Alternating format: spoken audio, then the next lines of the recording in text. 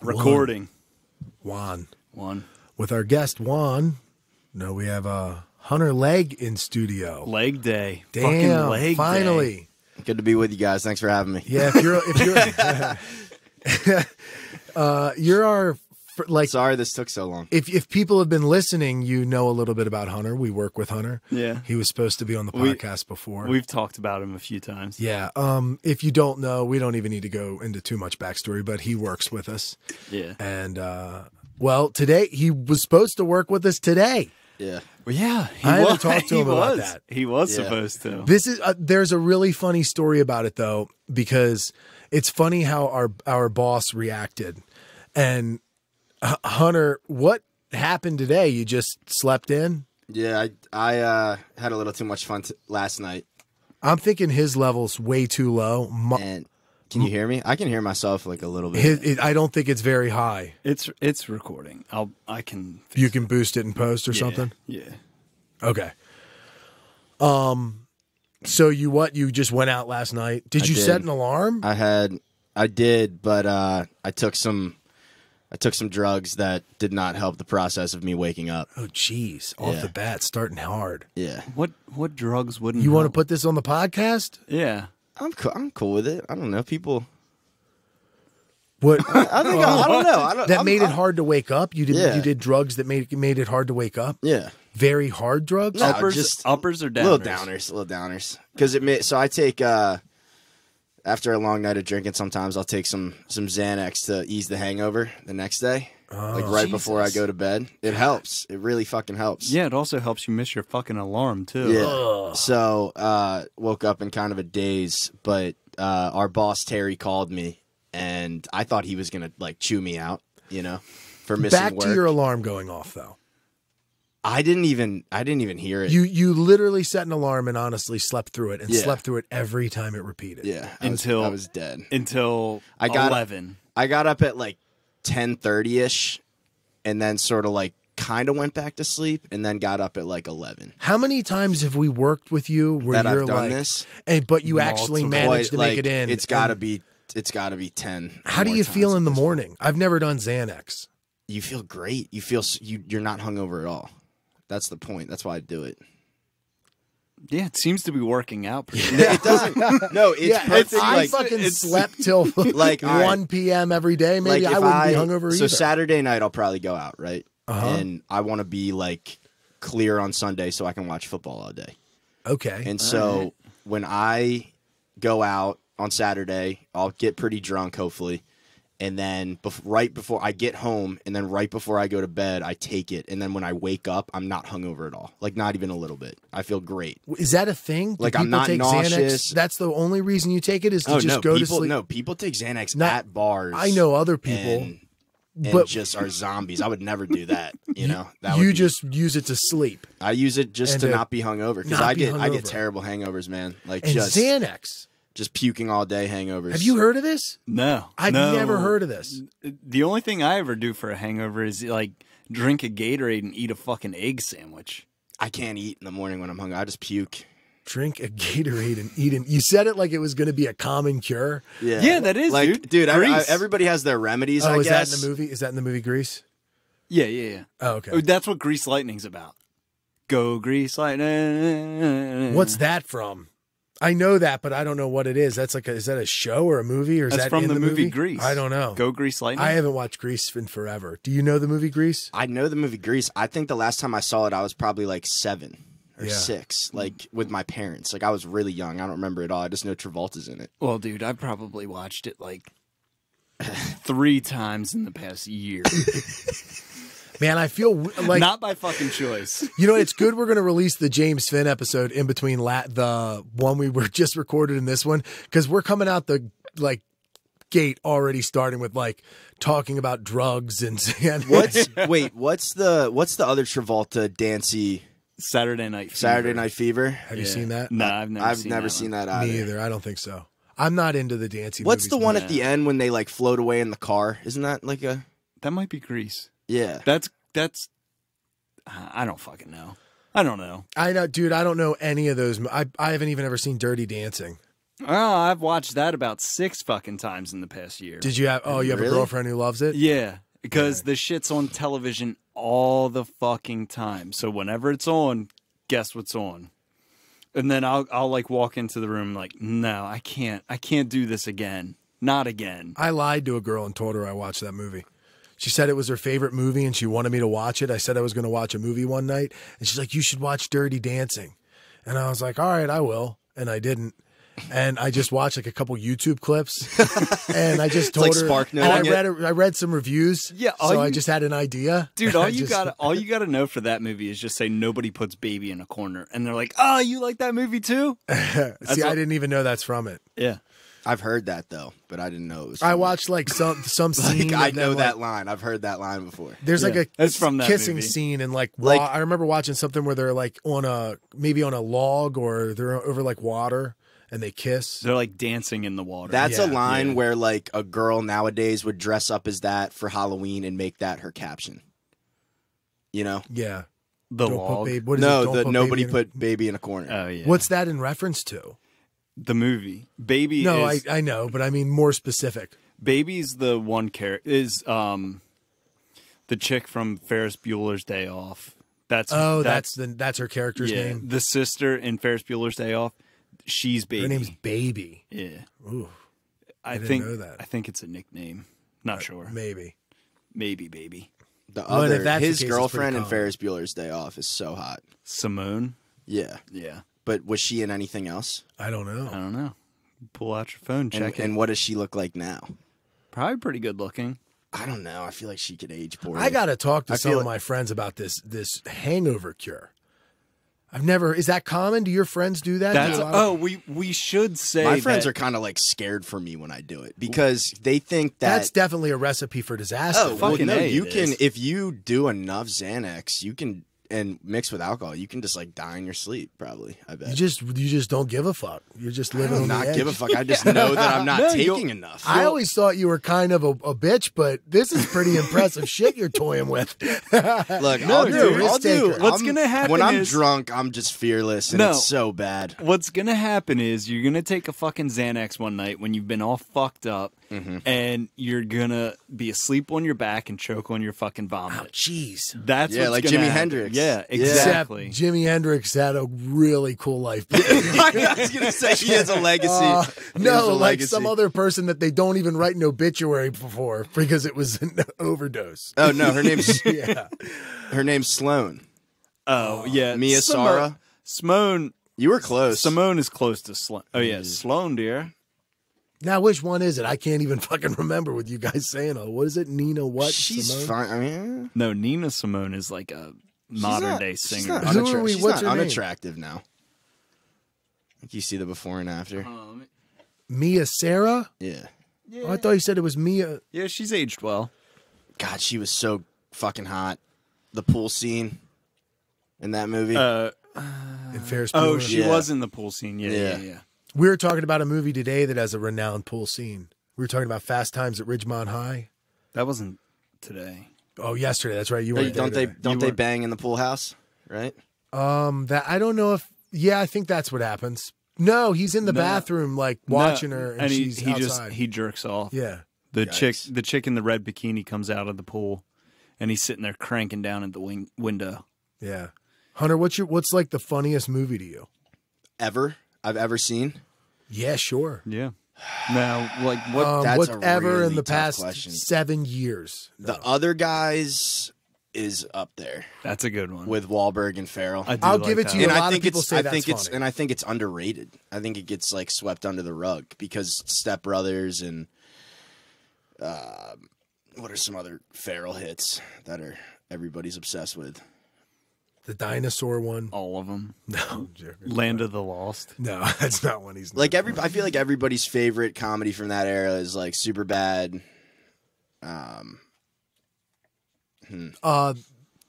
from the era of Like mid 2000s. the Hangovers up there. The As far as popular ones, Yeah. you're looking at Hangover, Yeah. Super Bad, 40-Year-Old Virgin. I always say the dark horse that a lot of people Forgetting pull Sarah Marshall. is Forgetting Sarah Yeah, Marshall. dude. that's a fucking That's great the funniest. movie. from beginning to end. Also, it just is like great. a rock star cast. The end is as Paul good as the Rudd's beginning. character.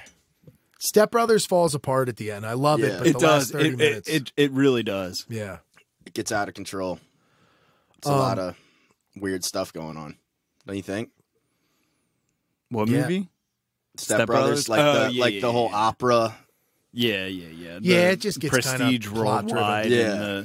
And the one thing I fucking hate. I hate when people latch on to quotes on movies, and it's just all you hear is the fucking Catalina wine mixer. I hate that shit. It's so annoying. That's what makes the movie bad. Wedding We should hate Crashers that. is in my top 5 comedies ever. Probably. if you don't watch that movie for a while and then so fucking rewatch funny. it, And it's a fucking good movie. It doesn't age well though. Like a lot of the shit they say and some of the scenes.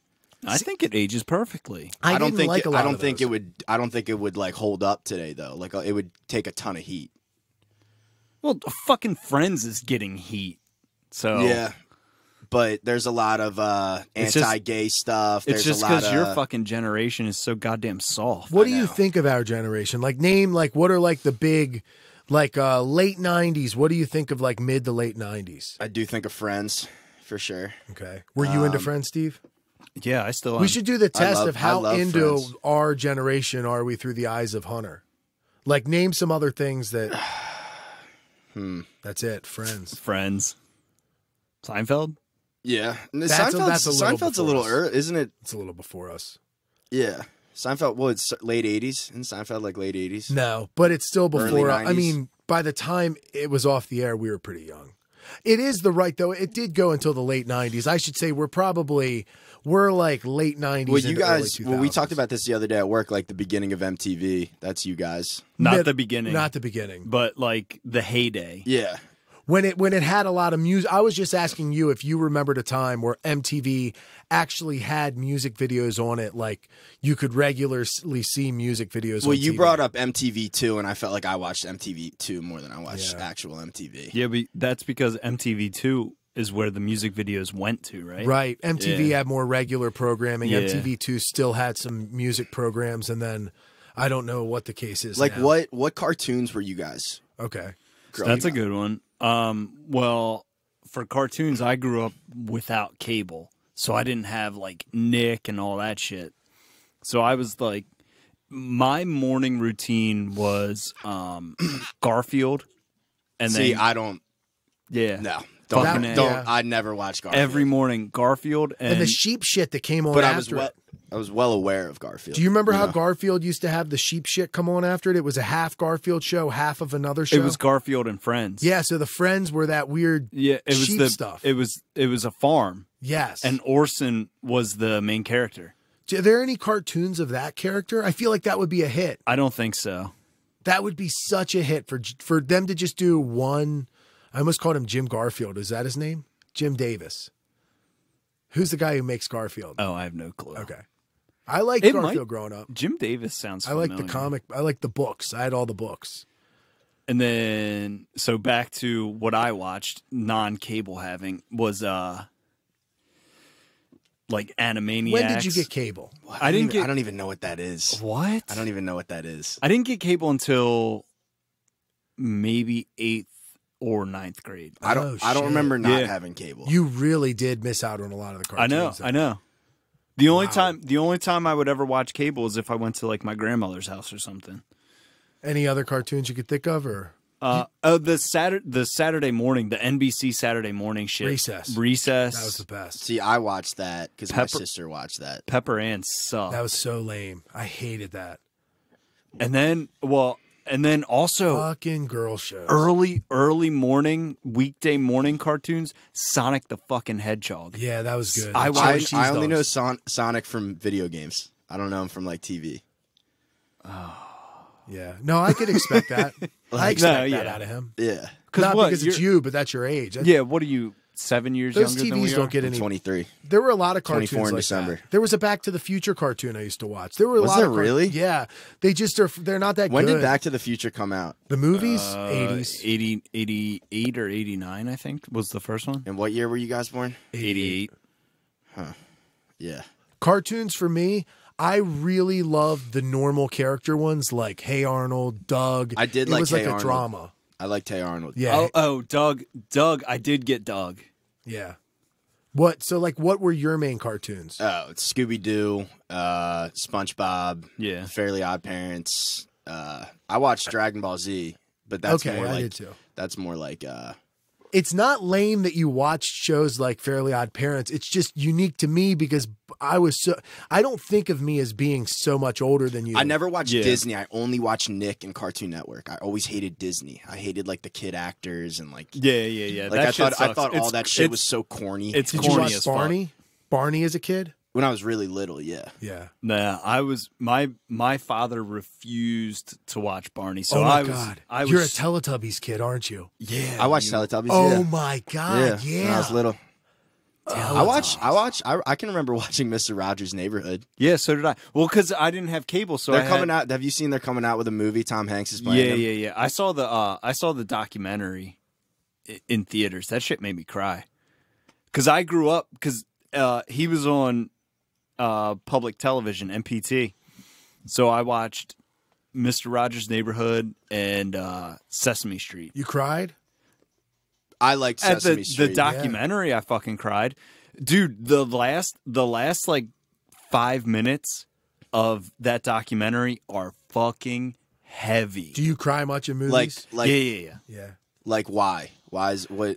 Just because of how awesome he was, or No. Because they ask. he didn't have any scandals, did he? No. There's a rumor. There was a rumor that he was like a Navy SEAL, and they don't necessarily say no. No. I think in a point in the documentary they say he wasn't, but it was kind of like really big quick. cover-up. It was quickly glanced over. No, I I'm think gonna have a swig of it. No, but it's just funny that if he was, it's not like he was insinuating. Does he touch kids? Essentially, Yeah, I And really you're like, was. Well, actually, there is a rumor. Couldn't you see a situation where it came out there was like a Bill Cosby, Yeah, Mr. of Rogers course I could parallel? see the Like, situation. How that would break everyone's heart. yeah, generations of people. That would be our Bill Cosby. Yeah. You Well, can't no, do that. Cosby was our Cosby. You guys No. watched the Cosby Show? Fuck yeah. I didn't. That was. I mean, it wasn't my fucking. I didn't Mr. watch Rogers. I didn't watch like Family Matters or any of that stuff. Oh or, man, like, that's So TGIF. good.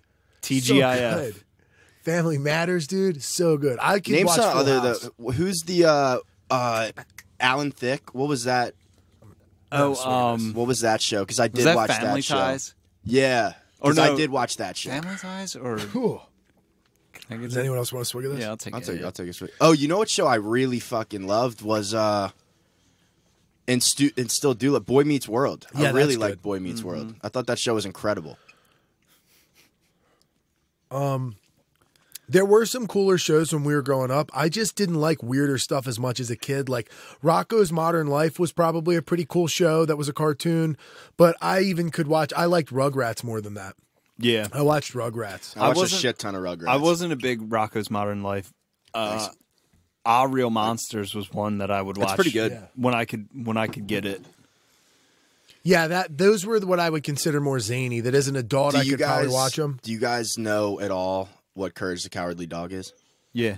No, That's super weird. it's a TV show. Yeah, I it was will on say- Nick. Super weird, but I loved it, man. It was crazy. I will say back to what you were saying.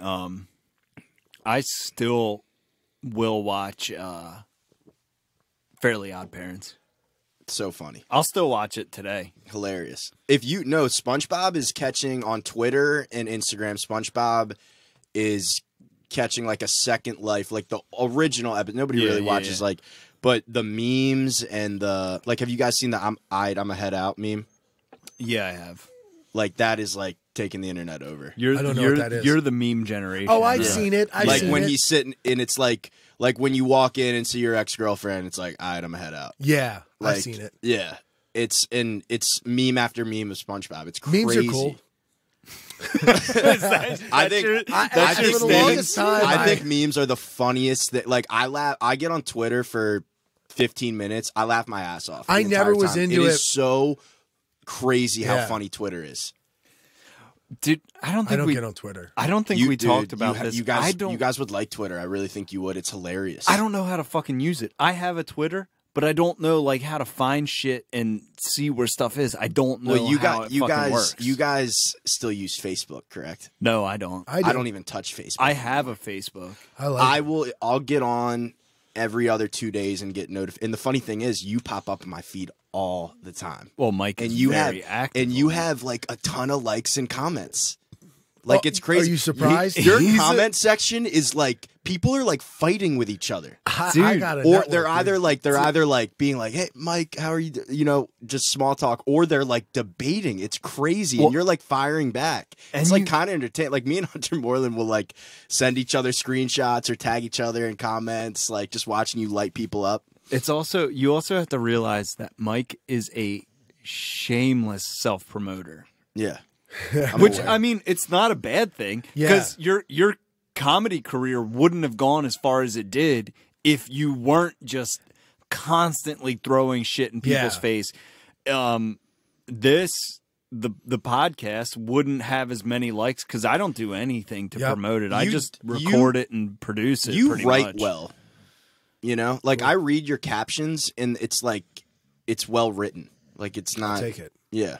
I mean, I wasn't a lot of people the just best at English, but I did like creative writing. I did like poetry shit. I wrote screenplays for movies. You use good big words, you know.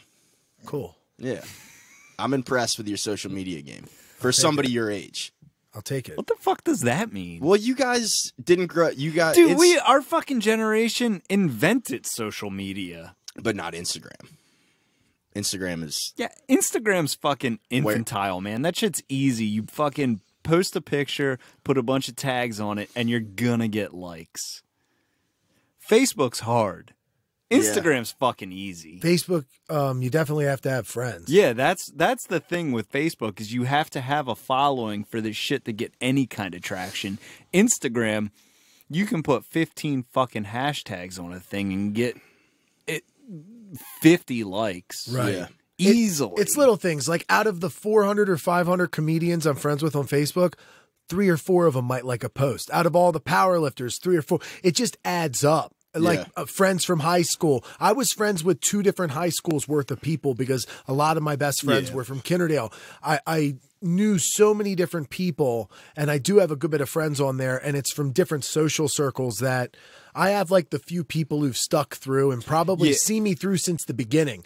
People who've known me since like I did slam poetry, and then they were like, wow, he does comedy now? Wow, he's doing this now. They probably have watched a journey that's a little fascinating for them. Even if I'm not successful at everything I do, they probably have enjoyed watching it. People tell me that sometimes, you know. I've definitely been told that before. So like people who only know me through jujitsu, they don't know the history of me the same way of people who've been there since high school. Yeah. People from high school, I don't even know what they'd say about me. I'm sure they would have something to say though, you know, just because I've been into a lot of different things since school, and we're from like a smaller school where everyone kind of knows each other in the class. Out of all the things that you've done over the years, what gives you like, what's your favorite thing? What gives you like the best? God, it's the fucking flavor of the week for you with all the shit that you've done. I feel like it's fighting. That's because that's what I've been into lately, and I've always been a fan of fighting. I really don't know, man. It's a few things for sure. Just living the lifestyle that I do is the ultimate one. The fact that I am able to be into everything that I've ever wanted to be in, and especially the final few straws, being somebody into music and now trying to play music. I was a lifelong fan of fighting. Now I do that. Whereas before I just did things I was good at, but I never really imagined and dreamed of the same way. So now that I'm doing the things that I love, I don't know, dude, but I'm telling you, in relationship to the episode we recorded recently, I feel very fortunate to be somebody in that small percentage of people who has been able to stumble upon DMT. I'm not even kidding, dude. I want to do it, but I'm nervous. I feel most fortunate, probably out of all the interesting things that I would say about me, what I know about it, what I've experienced on it, and like the way it's affected my life, I probably appreciate that as much as maybe once I'm a black belt in jiu-jitsu or run my own school, that might be more of a unique specific thing, right? Is that like, would you say just touching on the last thing that you said, is that like, would you say that's your general aspiration is to run your own school for jiu-jitsu? My immediate goal is to just stick with it and get better and keep competing and get my black belt. I want to have somewhat of a pro jiu-jitsu run where it's not actually like going to be the best, but you get to go against some of the best. Yeah. You get to compete at some of the highest level tournaments. I want to compete all through my 30s, at least for another handful of years. And I'd like to win an MMA fight. I'd like to knock somebody out, so maybe have a couple wins, maybe even win like an amateur belt, but it's kind of far from imagining that, but it's not hard to get one.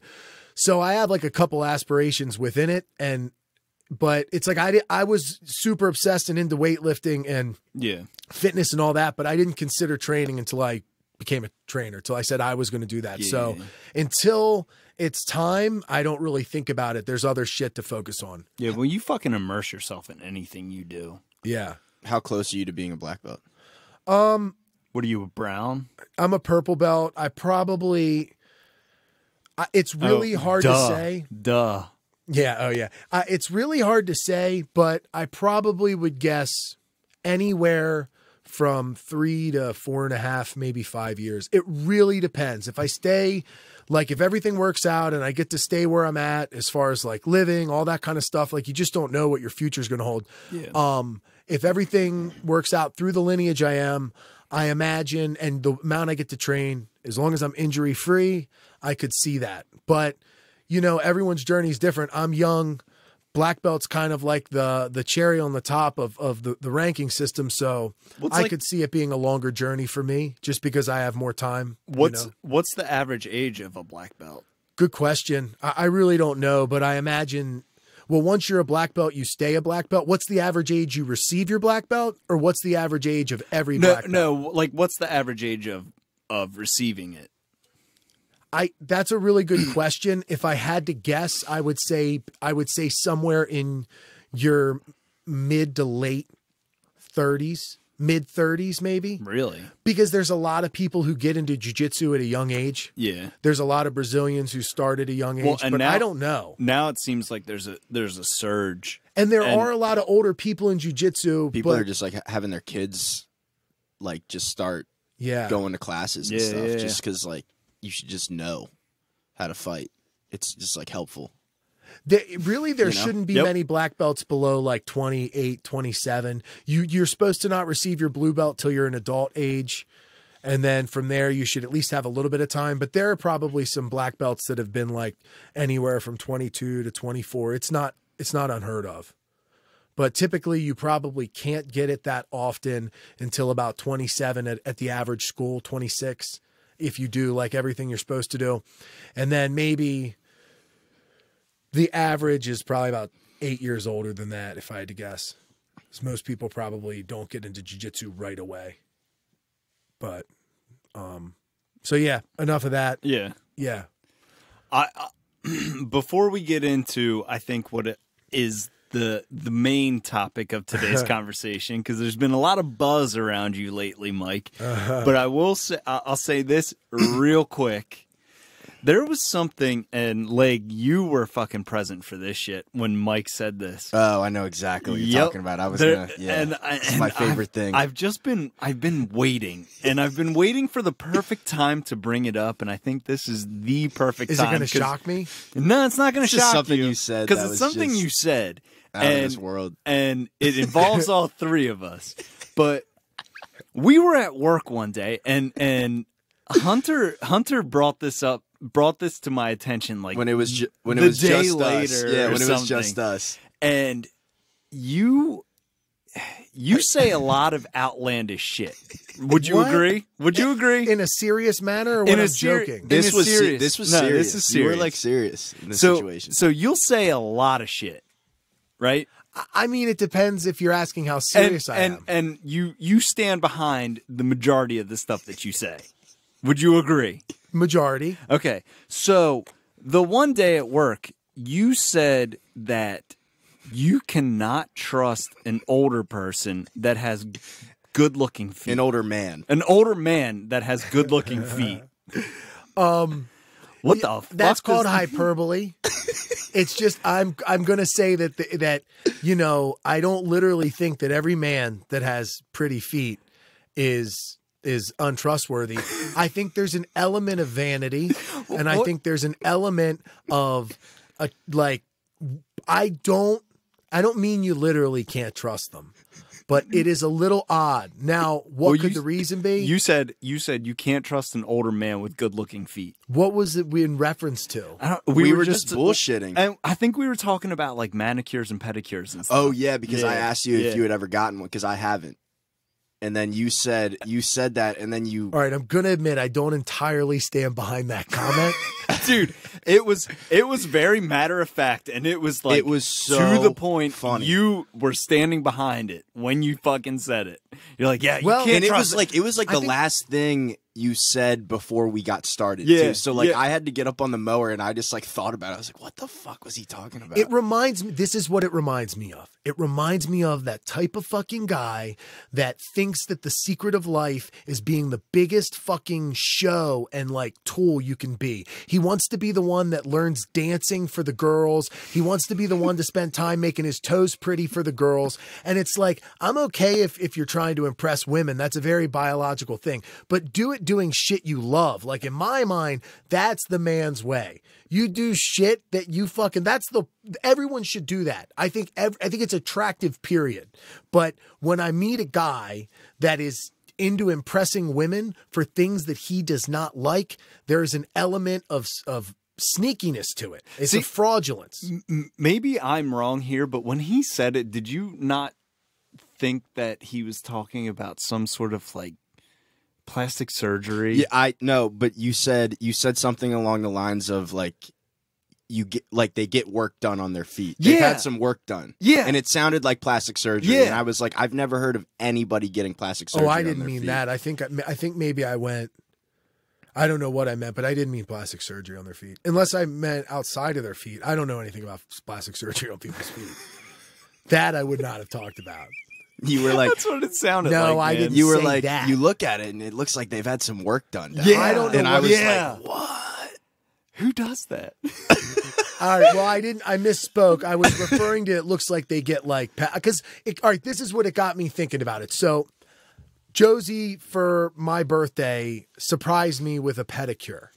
And it was fun. I did enjoy it. And it was like something people at jiu-jitsu were joking about. So people were joking about pedicures. And then like some of them were talking about doing them. And I said, well, I would do it, but it's just not something I would do or care about or think it like, yeah, I don't want gross feet.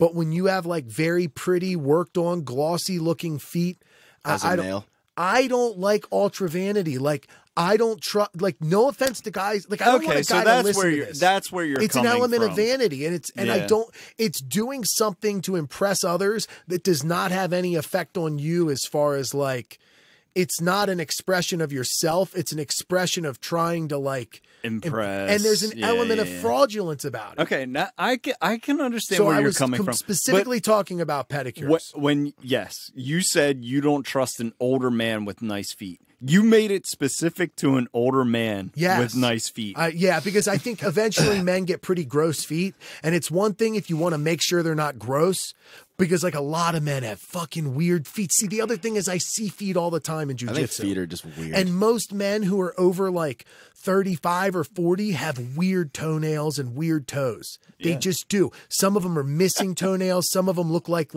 they grow outward and not just like upward and not just out. Yeah. They grow in like a little, there's like a spherical nature to their big toenail. And you don't know what it is. Is it fungal? It almost looks like a pumice stone.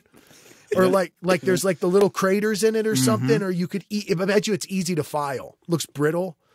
You see that a lot. So I get not wanting that. But once it gets to the point where you have like pristine fucking toenails as like a 50-year-old and up, you're shiesty, dude. You're slimy. You know what? Now that I think about it, I fucking stand by that. I think that's an astute observation. You talked yourself dude. into it. I had to remember the logic because it was pedicures. What if it's for you though? Like, what if What if you're a 50-year-old married dude and you just want to treat yourself to looking nice? Like you've had a rough. There are exceptions to the rule. You've had a rough life. You've made it to this point in your life where you can treat yourself to a manicure and a pedicure like every month. Then they're not going to look pristine. If you've had a rough life and you've lived a normal man life by the age of 40 or 50, even if you get pedicures every month, they're not going to look amazing. What does everybody's what do your nails look like? Let's compare nails. I bite mine. Let's just compare nails right now. Well, you bite to trim. You don't nervously bite. Yeah, I bite you to don't trim. bite your nails. Yeah. You got more white than us. And you got a really long pinky nail. Yeah, No, I'm just kidding. You get said that reference? my toenails are gross a lot Really? of the time. I let that shit go and I just yeah. It gets on it. See, well, then I trust you. I do. I hate my feet, man. I just hate feet. I think feet are weird. I do. Really? I think they're weird looking. I think my feet are so ugly and flat and just sort of bizarre looking. My feet are pretty normal because I got little feet. Would so- you ever suck on toes? Sure. Okay. Sure. But I You don't think like girls' feet are pretty? I wouldn't. Yeah, I don't like guys' feet. I just think they're wouldn't. weird I looking. wouldn't suck on a toe willingly. Really? I like hands. I think hands are cool. I like I any like- part on a girl. Like I like looking at a nice pair of hands. There's not a part on the body that Chicks' I couldn't hands? kiss. Any hand. Any hands. You're just an admirer. I'm a huge NBA fan, right? And when guys just have these Oh massive Yeah, that these- just means they got these- big old dicks in these, between their these, legs. these massive hands, I'm just like I want said him on he my was team. gay. I told you he was gay on the podcast. I said that I thought he was gay when I first met him. God, looking at hands. Yeah, and I'm into feet because I roll with fucking dudes with their feet off, shoes off all the time. I have a foot fetish now because the guys I roll with at the gym. No, I just think it's when guys in the NBA have huge hands and they can do all sorts of ball fakes like Jordan oh my did that God, shit. ball fakes. Yeah. How about a baseball player where he gets that nice stick and he gets his hand around it? You just Yeah. imagine those large balls. NBA hands just cupping your nuts like a ball fake. No, I don't think about that. You gotta put a palm you're on the just ball. an admirer of beauty. It doesn't matter the sex. It's just you can appreciate the Yeah. beautiful things. I'm comfortable with my own sexuality to the point where I can Men's admit- hands. I can have men's sex hands. with men Yeah. Yeah. because I'm comfortable. Good for you. It's Yeah. 2019. Yeah. Hey, it's There's all no about shame. it's There's all no about shame. being. You ever gen- been partying and considering it? No. You're like, I'm desperate tonight. No. See, because you're No, no, no, attractive. no.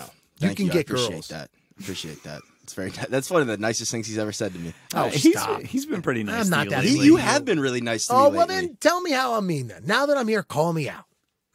well, all I was right. gentle. Let me just the most obvious one when you used to count my pimples on the job. Oh, my Yeah, God, that dude. was a good one. Okay. That was a good You one. got the thing I appreciate about you guys is you're like the high school bullies I never had. You know? Dude. But in the best way. You know what I mean? Like you guys gave me such thick skin. You Did know, I to a not point where lift you up after you popped them? Did I not bring you down to lift you up? because you would be like, it looks so much well, no, better now. the one anecdote I had was when one day we were at should I name properties? I shouldn't do No, that, don't. right? You don't Nah. need to do Yeah, that. all right, whatever. We were at one of the properties we work at, and you were like, I just was having a rough skin day. Like it was brutal how bad my acne was, and you were counting them, and you got up to a certain number, and Steve goes, "Dude," you could see he felt bad. He goes, "Dude, there's not that many," and you go, "No, look, there's one on top of another. You're missing those." And I was like, I got in my car after that day, and I was just like, should I just kill myself? Like, Keep in mind, you were probably like I was like 19. 19. Yeah, I started working with you guys 5 years ago, I think, because it was after my freshman year of college, so it was 2015. I just don't understand why you would try it all if you're not willing to pop your giant whiteheads. Well, when I get up, Pimples you can't avoid, but whiteheads you can pop. When I get up to do landscaping, it's early. I don't look at myself in the mirror. I just brush my teeth, Yeah, put dude, in my but those- contacts, and just go. those and then things- you should you guys thank are me. honestly like my mirror when You I should get thank there. me. Those Like, look fucking- at legs hair, look at legs those pimples. those fucking pimples were not showing up overnight.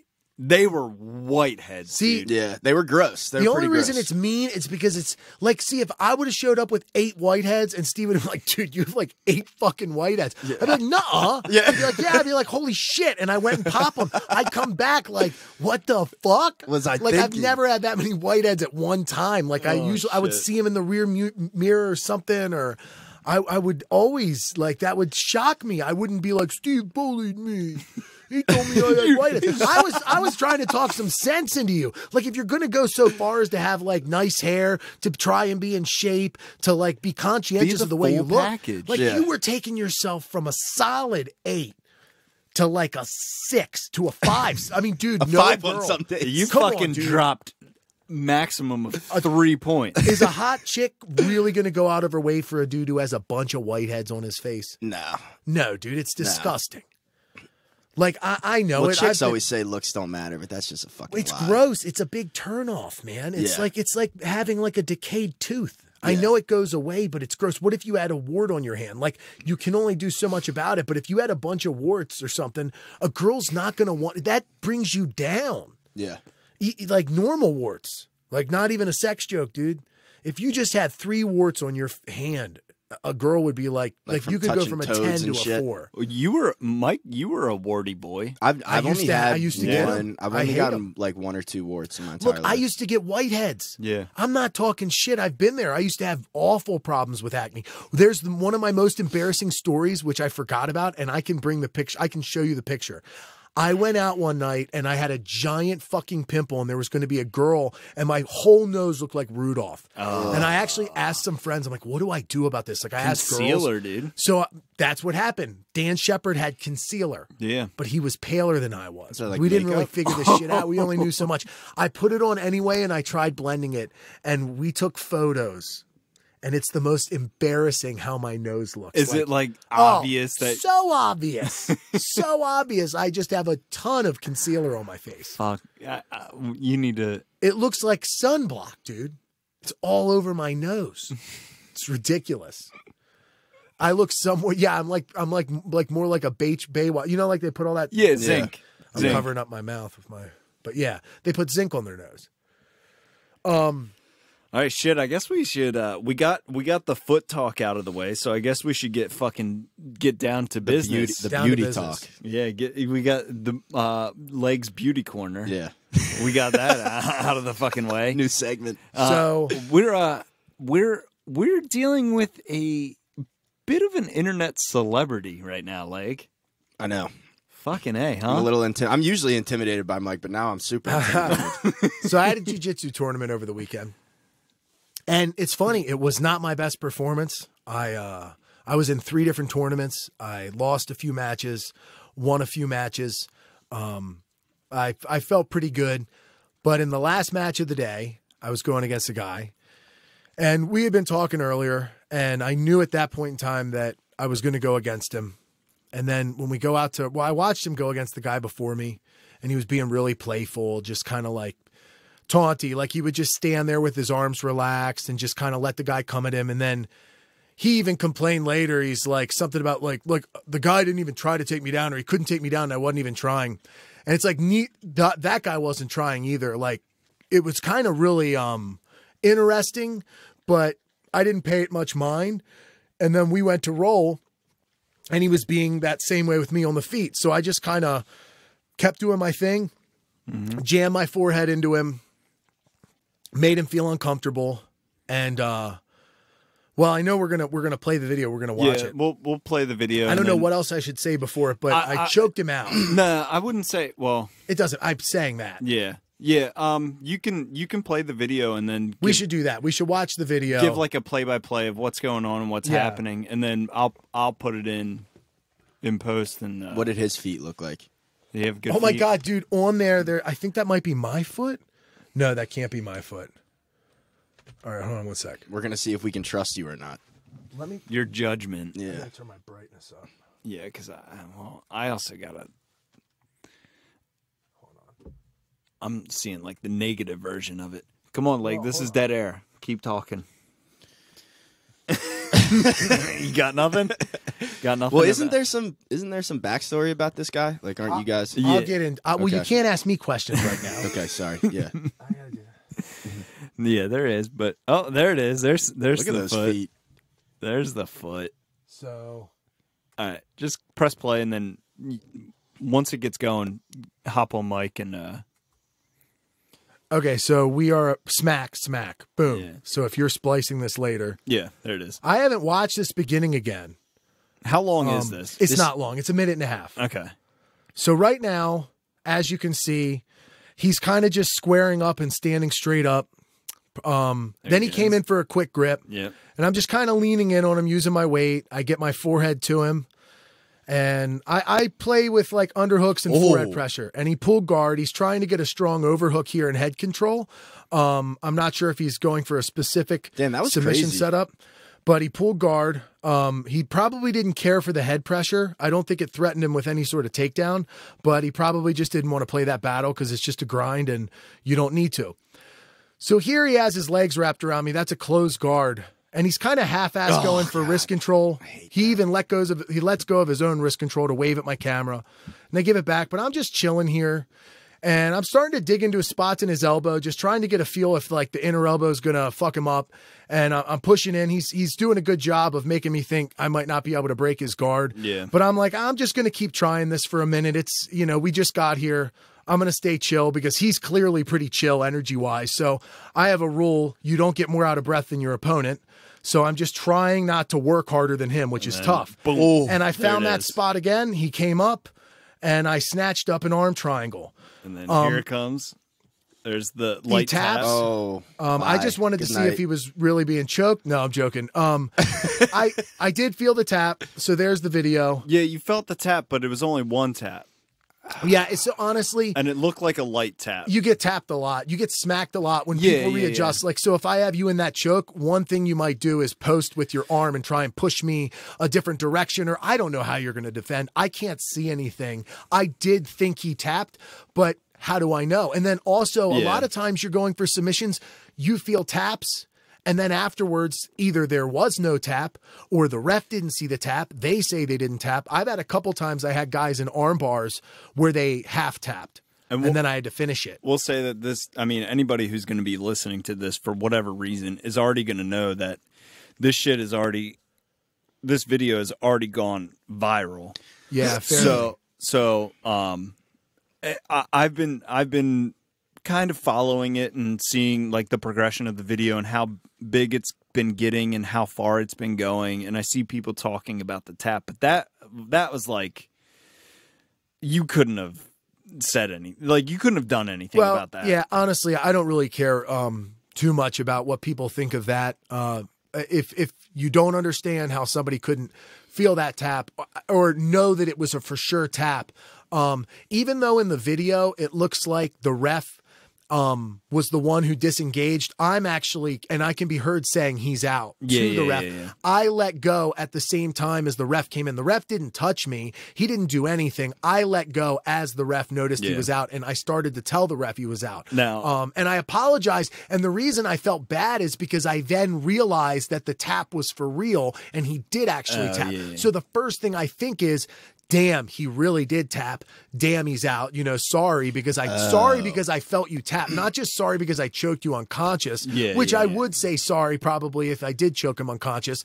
If you actually listen to the full video, now this makes me seem a little bit more cocky and a little less humble like the video. But I honestly said afterwards, I looked over, I don't even know if anyone was his literal corner. Like, I don't think he had a coach with him, but I looked over at people that were on his side and I was like, but that is what happens when you taunt. I said, well, I believed it was somewhat of a karma effect. You're getting a little bit ahead of yourself because there is a little like Hunter, but that's not what I'm saying. I'm saying for his actions in that tournament. Now, my motivations are what they are. So I guess now I should just, I haven't said anything about all this, but I'll just go ahead and put it out there. Do you want to? Yeah, it's not a big deal, but I will just say the situation. It is what it is. And we're driven by all sorts of things and motivated by all sorts of things. It's not literally out of hate or out of whatever. But if I was to go against a rival school or a school maybe that beat one of my friends, like whatever motivates you. And great results come from great motivation and staying focused on that motivation for long periods of time. So a while ago, the first thing that happened was a guy from his gym and I had a disagreement. And I felt a little bit disrespected by the way he is and the way he has been. And I do understand why people like him a lot. A lot of people respect him, and he's not, I would never tell anybody he's distinctly a bad person. The guy you choked, or no? So there's a guy from this guy's gym. So there's a backstory here. I was motivated to win this match.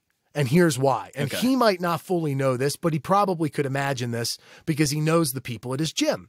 So you just, sometimes you know the background. And when everyone knows, whenever there's a history, usually it brings something or builds something. Yeah. Like, honestly, if I was to go against a guy from a school that I knew, good or bad, it motivates me in a way. Even if I like the school, even if I like the people. Yeah. So yeah, even if you're going up against a friend who's from a different school, there's a rivalry regardless. Yes. I am somebody who looks for a storyline sometimes. I like having a reason. So and you referred to this one as poetic justice. Yeah. So this guy who I feel like doesn't respect me. He referred to me as a hobbyist. Ooh. He was in a fight camp and I was performing very poorly in the fight camp. I was getting beat up. I wasn't grinding hard in my hard sparring rounds. And I just was having a little bit of struggle. I was in over my feet when it came to preparing for this fight, dude. It was hard for me to like really take a beating and hang tough when I got tired and to hang with these pros that I train with, or like the better amateurs. Like if it wasn't people at my skill level, it was very overwhelming to spar and to be in the thick of a fight camp. And him and I got into it. He's one of them guys where he doesn't support shit, dude. Out of everything I've ever posted, the only thing he ever did was occasionally comment to correct me. He never was supportive about anything, man. And we got into it, and essentially he did some shit that pissed me off a little bit, and I told him a few things that had pissed me off previously. Yeah. And eventually I was just like, look, dude, it's not even this shit I'm telling you. It's just you. Yeah. You're of a way that I don't care for that much. And if you don't even like me and you don't even respect me, then I got to tell you, I have no fucking reason to be nice to you because you're not the genotype of person that I like and you disrespect me. I love it. It would hurt my feelings if he was a type of person that I like. But the fact that he doesn't like me and he's the type of person that I don't really respect, it's one of those guys where everyone calls them an asshole. And I know I get called prickly and hard to deal with, but I'm usually referred to as a nice. Those are two. Would you say I get referred to as a nice guy a lot? I'd say for the most part, yes. I mean, people tell me that. Opinionated is probably one of the most. Yes. If you polled the people who don't like me, you might get a mixture of not as many nice guy comments. Are you implying that I don't like Mike? I'm not nice to Hunter. Oh, no. I think you're a nice guy. If people met me, if I came over for a family dinner, what would your parents say? I think they'd really like you. Yeah, like I'm nice in those type of things. Now this guy, I'm not saying he's an asshole everywhere he goes. He's really not. No, but he's known as having the temper, and he's the angry guy, and he's the grouch, and it's just like his caricature, and it's just silly to me to be that way because there's a self-acknowledgement of I'm the grump. That's just who I am. Like it's like I hate everybody. Like that is so fucking not me that it makes me hate that. I can't help it. Yeah. But I was still nice because it's in my nature. And then one day he offended me, and then I just basically told him how I felt, and that was that. But he never got to get a taste of anything I did well. And I knew I was in that gym grinding. I knew he called me a hobbyist, and I knew he just didn't know because he's not there when I'm there. He's not there when I'm doing well competitions, and he can say what the fuck he wants, but he's a lifelong grappler. He's going to know it is when he listens, but I don't give a shit. He's a lifelong grappler, dude. He grappled all through high school. When I was in middle school, probably, like he wrestled. When I was in high school, I didn't even think I could ever do anything like that. I was just an obese kid who couldn't even squat down to like get into a football stance, man. Yeah. Like I was garbage at this kind of shit when I was younger and being physical and all that. So I just started all this, and he was basically trying to dog me out in a way. And I'm like, man, I'm very new. I'm very novice. I'm not training like a hobbyist though. And I do take this shit seriously. And I have far more grappling accolades as far as success in competition, I believe, than he does. So it really did piss me off, man. And I let it motivate me, and I got to roll him again, and I didn't do amazing, but he fucking knew, dude. He knew that I was good because I was chilling. I made sure I breathed through my nose our whole fucking round. And if he ever wants to roll again, he can too. I would gladly show him more, dude, because I was chilling and I saw how hard he was working, and he was a brown belt, and he was like, what the fuck is this blue belt? Because I was a blue belt, and he was shocked. I know he was shocked when he rolled with me. He was not prepared for me to be able to control him the way I did on my back as a big guy, just fucking playing. And he knew I was playing too. Yeah. He knew I was not trying that hard. And I was chilling. This is the guy not the guy you choked. This is from his a gym. Different guy. So that guy, and I told myself, if I ever get an opportunity to go against somebody from his school, I'm going to make sure it gets back to him that I did well. Yeah. And I'm going to do well. And you're not just anybody, hobbyist. man. And I told myself, people have heard me say this. I said, wait till I get to go against somebody from Baltimore Jiu-Jitsu, dude. Just fucking wait. Then what happens? The girl I'm dating, who's training there, starts training there a lot. And I don't know if the guy she's dating now goes there, but she started dating another dude.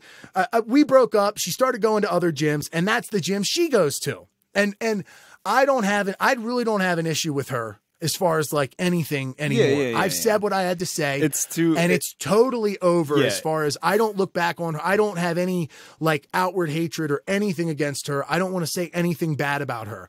But there was a period of time when we broke up and there was some tension. And of course, I was thinking to myself, wait till I get to go against somebody from that fucking school, dude. Yeah. And that's just the way it was. And I don't care if somebody thinks that's wrong or right. That's the headspace I was in, man. Like, that's what I was thinking. And it was motivating me. It's not the only thing that motivates me because I've always loved going into the gym and doing jujitsu and grinding. And then being single again motivated me. Having a fight loss, like losing another fight, motivated me. Lots of things. Getting a purple belt motivated me to step my game up. But, and the other thing is, they don't know me. They don't know what I've done in a short amount of time. So like it may have taken somebody 8 years to get pretty good, but I've made big leaps in short amount of times. And if you haven't rolled with me in 6 months, you don't even know who you're about to roll again. Yeah. And that's nothing unique to me. A lot of people in this sport evolve like that. And I'm always trying to improve my game, but I still go out and have weekends like I just did. I got beat by a purple belt who was lighter than me. And I get beat. Like, it's not like I think I'm like great, but I'm telling you right now, that guy and this other guy that I went against, I will gladly roll them and show them what I'm able to do because I will show up that fucking day, dude. Yeah. I will show up that day because that's what I feel like is right. And I feel like I'm balancing something important.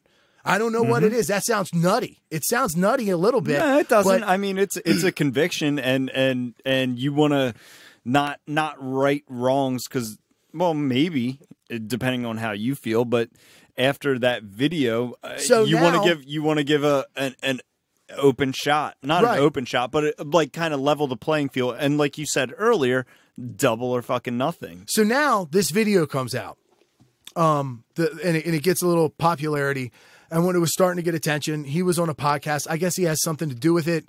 A guy, I don't know if he's a regular guest, if he's a regular host. He was on this podcast, and they talk about it, and it's Grappling Rewind. You can listen to it. It's in like the last 10 minutes of the episode. But his stance on this thing is that he makes sure he lets everybody know that he doesn't respect competing in no-gi. He doesn't really care. He doesn't take it seriously. He doesn't give a shit about competing in no-gi, and he likes to compete in gi. That's one stance. The second stance is he makes it sound like he was considering for a long period of time whether or not I was actually going to go for this choke. He's lying. The second I went for it, I got it. He wasn't considering me going for that choke. This is what happened. If he was expecting it would have been blocked, or he wouldn't have set himself up for it. And I have no fucking bearings on any of this whatsoever. But if you're trying to set somebody up to do something, regardless of what it is, if it's jujitsu or anything else, you're expecting the outcome that you want to come out, that you're looking for, and to get fucking slapped in it and to say that you wanted to set this up and then get fucking choked out, that's kind of like a defense mechanism. And you're just... I'll tell you this. This is his side of what happened because it's short. The match wasn't even that long, so it's a short description.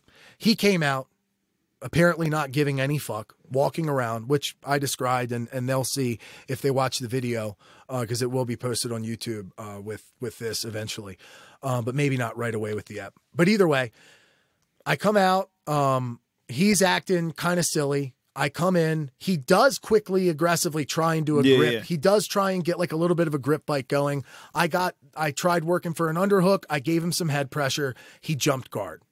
Now, in this thing, he's laughing like, I even jumped guard. Well, I just saw you in a match try and do takedowns for a whole match. And unless somebody engages with wrestling attacks, he doesn't want to engage in that shit. So eventually you're going to do something. He jumped guard, right? Because I'm a purple belt and you probably thought I would make a mistake in it. And you probably thought you would get me. It's not because you were just playing around. He didn't. no acknowledgement of the fact as to whether or not it's about not respecting me. He's trying to make it seem like he doesn't respect Nogi. Then he says that he's just sitting there playing around. He waves to the camera and is chilling in his guard. And eventually he says he just kind of sits up and plays around. Here's what I think. Number one, I think he jumped guard because he felt my head pressure and he didn't want a tough battle. Not that it was so amazing that he had to pull guard, but he just wasn't wanting to grind with me. He felt the way I fight on the inside, and he didn't want to play that battle. I don't know how it would go, but he probably would rather do something just to get it on the mat against me where he thinks he's going to be better. So he jumps guard. That makes the most sense to him. The next thing he says is that he's just playing around, keeping his guard close. Right, because he's waiting for me to do something. If I can't break his guard, I'm going to try and stand up and do a standing pass. When I go to stand, he's a leg lock guy. He's going to swim under. He's going to grab one of my legs, and he's going to try to leg lock me. Or he's going to try and get a sweep that way. He's going to grab a heel. I'm sure that's what he's thinking. So I'm just going to keep going for it, and I'm not going to sell 100% on the guard break. I'm going to see if I can wear a spot out, and I'm just going to keep doing my elbow and just try and create more space. Like, there's just a couple fundamental things I'm thinking about. He's trying to reserve energy and wait for me to do something. So he starts to sit up, and I don't go for the choke right away. He's playing. He's not thinking about whether or not I'm going to arm triangle him. Number one, he's probably surprised that I didn't immediately shove him down or do something where he could redirect me and get an angle and work towards my back or work towards a leg. He wanted me to when he sits up like that, he wants me to react to him doing that. And I wait. I continue to just play with my guard.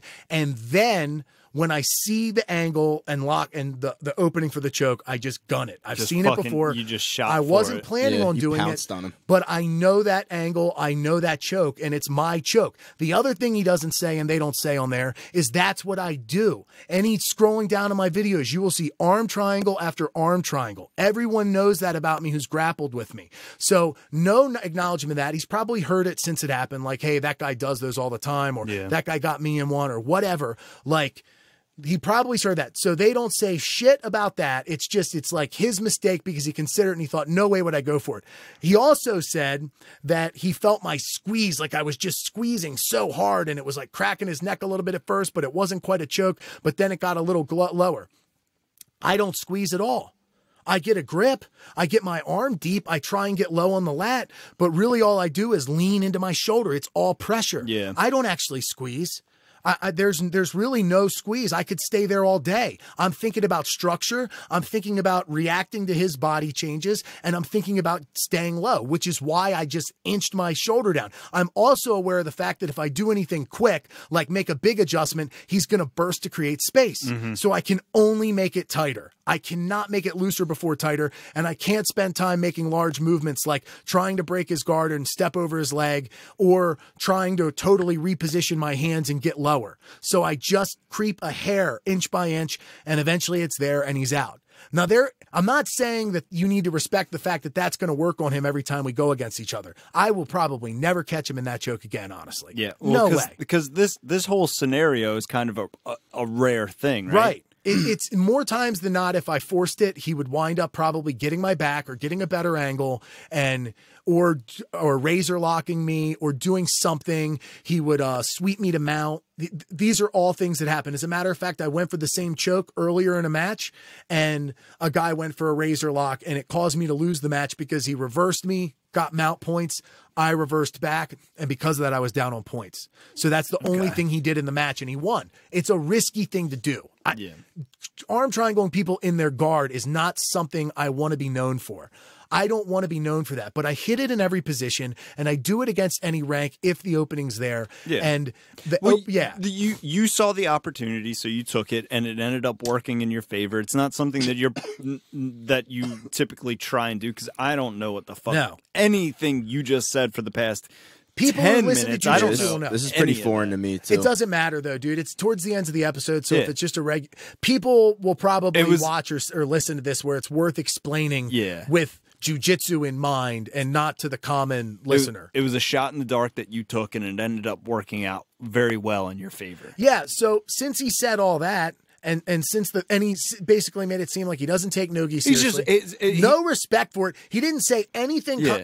Had nothing good to say about it. Just that he went out there and he insinuated that if you watched the beginning of the video, you would understand how not serious he was taking it. You guys watched the first of all, there was only an extra 30 seconds to that fucking video. You saw what happened. I walked forward. He stood there. He tried to win a grip fight battle, and then he jumped guard. Yeah. It wasn't him not taking it so seriously that he's mistaking it for what he did in the first match. I don't blame him. I did choke him unconscious. His memory might be foggy, but it's not like, oh my God, this guy's turning his butt to him and mooning him. Like, shut the fuck up. And this is the last thing about that dumb shit is that he does it in every match. So show me your for real jiu-jitsu. That is his for real jiu-jitsu. His style does not work against mine. If you're not a grinder and a workhorse in the gym and a good wrestler, you're not going to do well against me. That psychological bullshit, the taunting, that's the place he plays most of his game. He's a counter guy who likes to sit back and do all that. And I have too many, that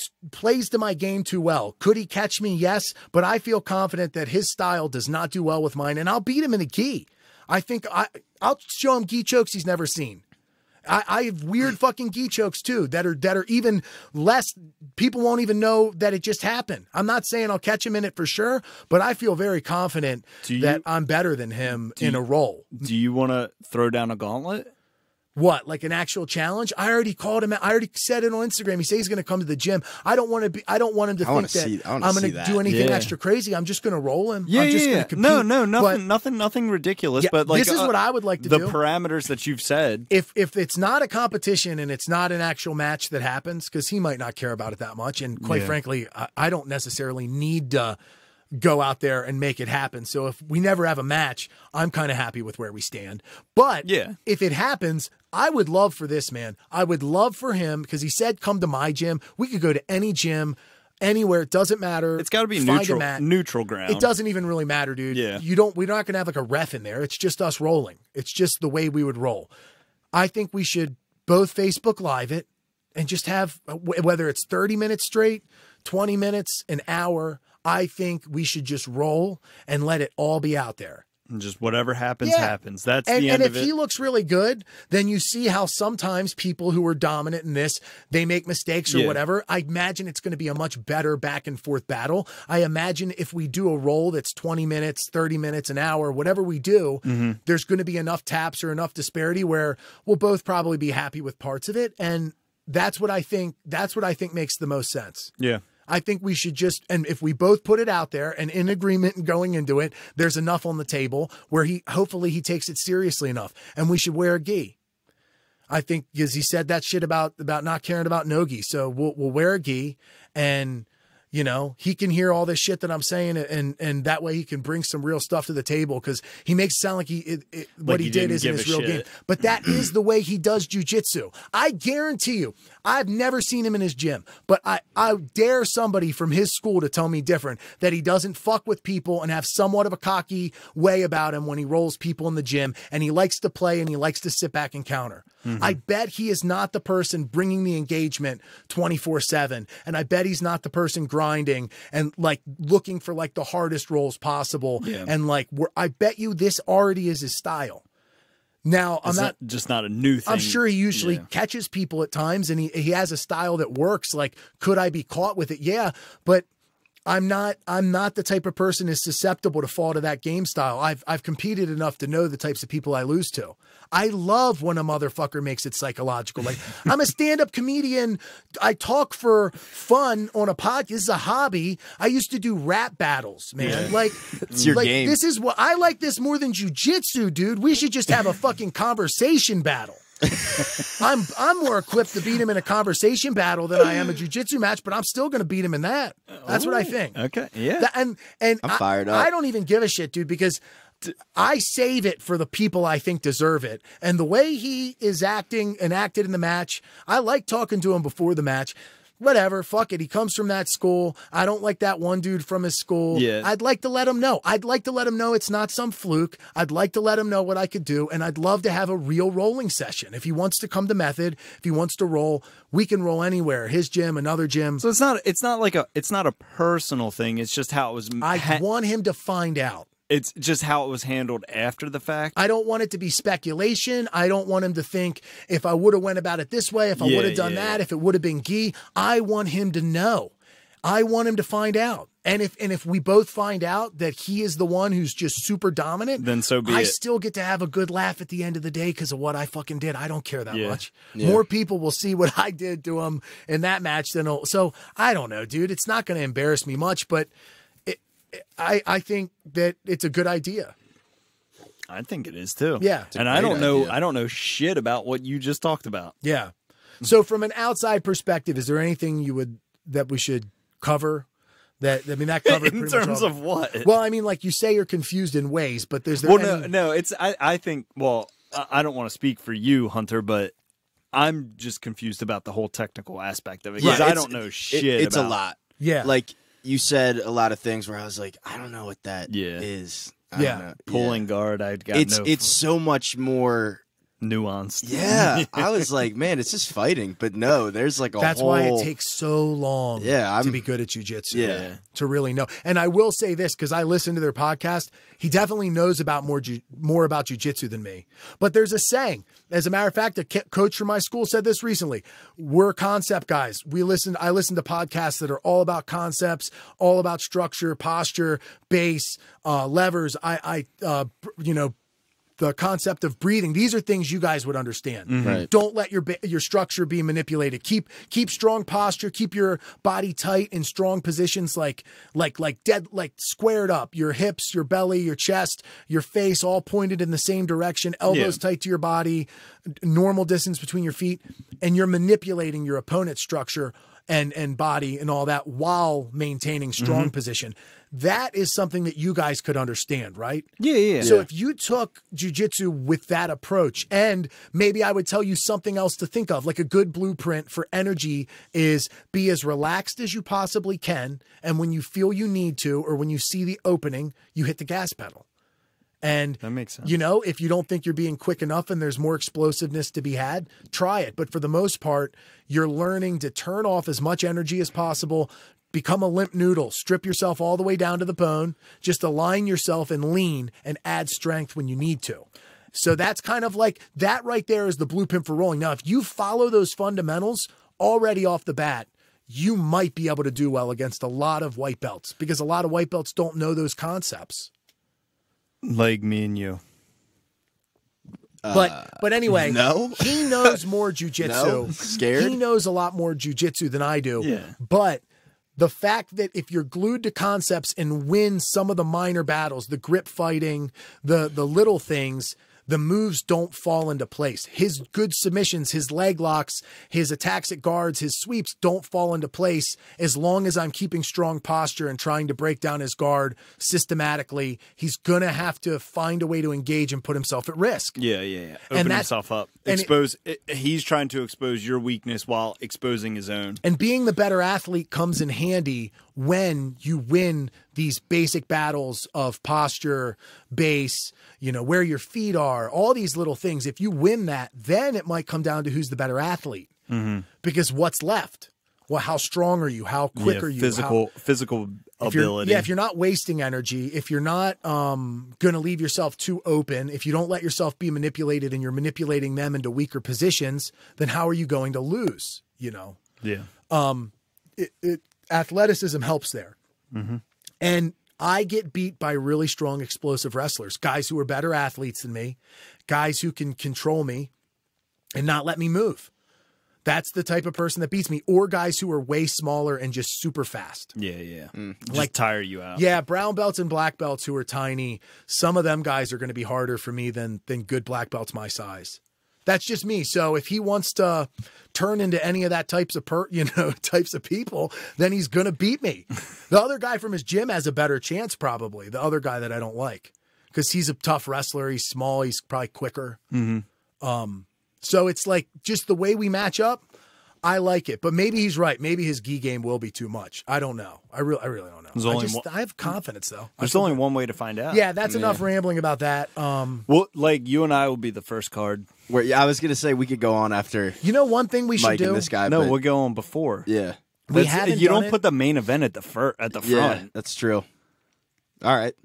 I thought about this on the way over, but now I'm getting like, I'm half stepping. I'm like borderline nervous. But I noticed we didn't record me singing on the last one like we were supposed to, because we're going to update that and do like the transformation over time. Yeah. I figured it might not be a bad idea when we have guests if my clip is recorded and then they say what they think. And maybe over time, as we have guests, we'll notice the guests speaking more highly of it as well.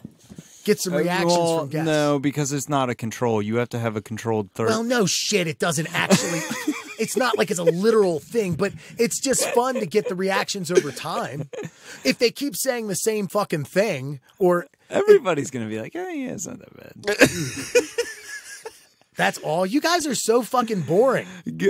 Not you, but I mean, if that's all he's going to say. Well, he hasn't said anything. Are you going to play a clip of? No, I was going to say this. So Sing. this is the thing. I sang on an episode because we were saying that I thought in 6 months' time I could sing. Oh, I did well. hear about this. And I thought that if I just if we said pick a verse, pick a chorus, whatever, and just practice it, and over 6 months, I felt like part of the reason that I've never been able to put together a song that sounds good is because I'm so quick to try and memorize new stuff and learn new stuff. Yeah. That just like anything, you should like, just be sticking to the one and just I get should good learn at it. and keep improving. As long as I can make improvements in one piece, I should spend time on it, actually improving it, not just making sure it's memorized. Well, I mean, you have been talking for an hour and 15 minutes. Oh, I'm warmed up enough. Yeah. I was just gonna grab a drink. If I've heard want you to. sing. I've heard you sing at work.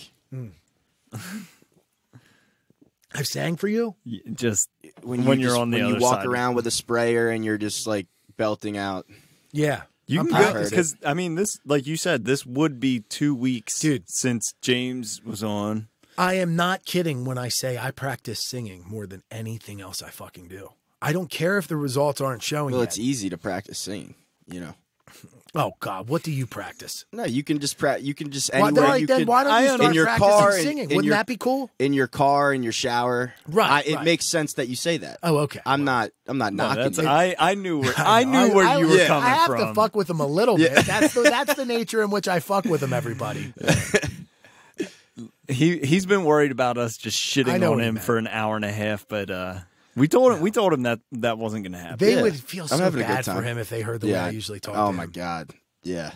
But see, you know what though? You have to admit, as much as that's the case, we haven't talked about how if I wanted to, I could say enough reasons to get pissed off at you. We can at least admit that there's a balance to it, to our relationship, right? Yeah. Okay. There's a give and take. There's a definite give and take. Do you think I'm moody or reactionary? Reactionary. Thank you. Okay. As long as that's the case. And it's usually for a reason I stand by. Right. Okay. It is extreme. No, this is definitely our best year together. Yes. On the crew. I like you. Yeah. I like you too. You're very funny. Yeah. No, and you're a ton of fun. You keep it interesting all the time. I enjoy having you around. I feel bad sometimes for how I treat you. I wouldn't. It comes out sometimes. Don't feel bad. It's all fun and games. Yeah. You're an entertainer. It keeps the crew light. Yeah. You know how much Terry loves that shit? Just shitting on you. It's entertaining. He brings it up to other people. We never even said that our boss was more concerned with not the fact that we hadn't heard from you. Oh, yeah. Or you hadn't called and it was already like 11 a.m. or something, was that he wanted to make sure you were going to be on the podcast. Yeah, he was more concerned about you showing up at 1:45 this afternoon to record this than he was with you showing up at 7:30 to go to work. Yeah. Your fucking employer. Yeah. You have it made. Thank that man. Yeah. Well, he's like a father figure. He's like an uncle. Yeah. Well, you need to kind of reciprocate that love then. Well, I'm your fucking mom's husband. I'm your stepdad. Yeah. I've had enough. No. He's been. He loves you so much. I love him. He's a good guy. One day he kind of pulled me aside. He was like, I know it gives you a hard time, but at the end of the day, that guy would go to the end of earth for people. I would help you out, dude. I would feel bad if I he would couldn't do it anything for you. If you're his guy, he'd do anything for you. I he like was really talking you up, and he talked about how you grew up and how you kind of raised yourself. I mean, Would not you say like in a that? bad. I mean, I have a great relationship with my parents, Yeah. but for a long period of Your time, legendary dad. it was like I was not home when it was basically my brother and I between work schedule, and then once I could drive. Yeah, I mean, we pretty much. It was hard to raise my brother and I, dude. That's also the way we are too. Yeah. But it was just kind of like a what the fuck can I do? Yeah. Like I had a split household where my dad was trying to figure out how to control us. And it's like his biggest indicator would be grades or if you get into trouble. Yeah. Because he would know something was up, but you can't know what's going on that much. Right. And then I wasn't home at night ever really between working and other stuff. But yeah. Yeah, I know. I definitely love to. He's a good guy. You definitely should appreciate that, dude, because you would have been fired about 20 times. No, you would have been fired about What 5 would you years guess? ago. Well, how many times do you think you would have been fired by now at the average? Realistically. God, like 15, maybe more. Probably more. Probably a little Yeah. more. Definitely more. Like, it's 15 times this year. It's crazy. So to you think. called him and you started to tell him. No, he called me. Oh, and then he called me and he goes. He goes, said, "You alive?" And I go, "Yeah, man. I'm so sorry. I'm so sorry." He goes, "No, it's cool. I'm not worried about work. Just make sure you get in touch with the guys about the podcast." And I was like, "Oh, well, yeah. I'm about to text Steve right now." But again, I'm so sorry. He goes, "Just wanted to make sure you're good with the podcast." Like that was the most important. you need I to thought get was that so man, funny. you need to get him a fucking gift basket or something because If I always say if I ever Donuts. am rich. oh no, you need to do something now before you get rich because that's not gonna happen. No You need- donut holes. Donuts. donuts. Yeah, not bring I fucking bring him donut food. I holes. bring him snacks You all need the to- time. I you bring need him. to- Eat his food. No, I bring him stuff at the gym all the time. You need to show up with 2 dozen donuts on fucking Monday morning and just say thank you. Yeah. Just I love you. thank Give you. him a hug. Just a general thank you. Yeah. I like playing detective around you. I just noticed that. Like, and you're like, I bring him food to the gym. Immediately, I'm like, this motherfucker. Yeah. I'm like always trying to figure out Yeah. whether or not I got. Where'd you say you were? I got my eyes on you, dude. I got September some fucking 15th at questions, 7. dude. I got some questions when this motherfucker starts telling stories. I'm looking around you guys. You're letting him talk. I'm like, wait. Hang on. Well, no. You said. See, the thing is, you have to let him talk because he'll dig himself into a hole. Yeah. You just let him talk. Well, the pressure's on when I'm around you guys. I'm not like that with other people. Usually you can get away with bullshitting. No, I don't. When I'm around you guys, I just like tense up, you know, because I'm Yeah. like, I can. So Couple alphas you guys like have some me. real estate. You guys have some real estate in my head. Bring us around a your couple of friends. beachfront properties. yeah, we are front and Let center. us flex on your friends. And I then had they'll give some. you more I had respect. some friends over last night. Yeah. Yeah, Did you? for the Thursday night football. Uh-huh. Yeah, That's cool. What's that have to do Packers with anything? win. I was just saying if you guys want to come by this weekend, you know. That was last night. That's not today. I had No, some I'm just- friends I'm- over last night. I have friends over. If you know? want, I You guys- had if some you- friends. I had some friends There's- over last night. there's- If you the wanted to invite? come over this weekend, There's opportunities. I like to have people over. I like to entertain. Well, just text us. Yeah. Well, you're busy and you go to bed early. Okay, then don't. Never invite us then.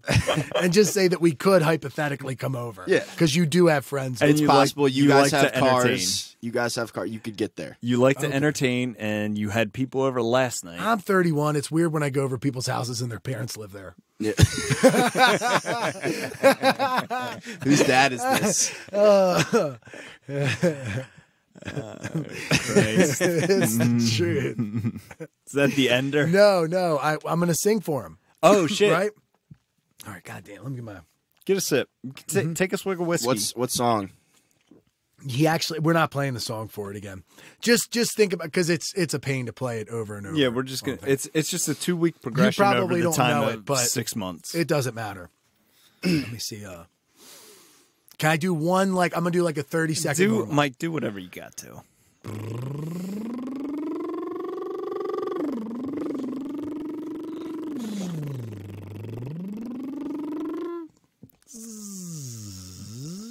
Okay, I'm good.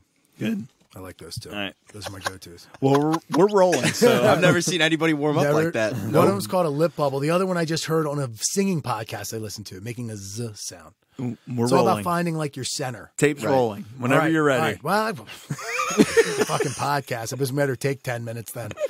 We can just find something else to talk about for 10 minutes like we usually do for an hour and a half. Find stuff else to talk about. That's this podcast. Okay. God damn it. You guys are going to make me laugh. We can't. I won't look at you. Yeah, I won't look at you either. All right. Close your eyes. Cover your ears. I know you've been hurt by someone else. I can tell by the way you carry yourself.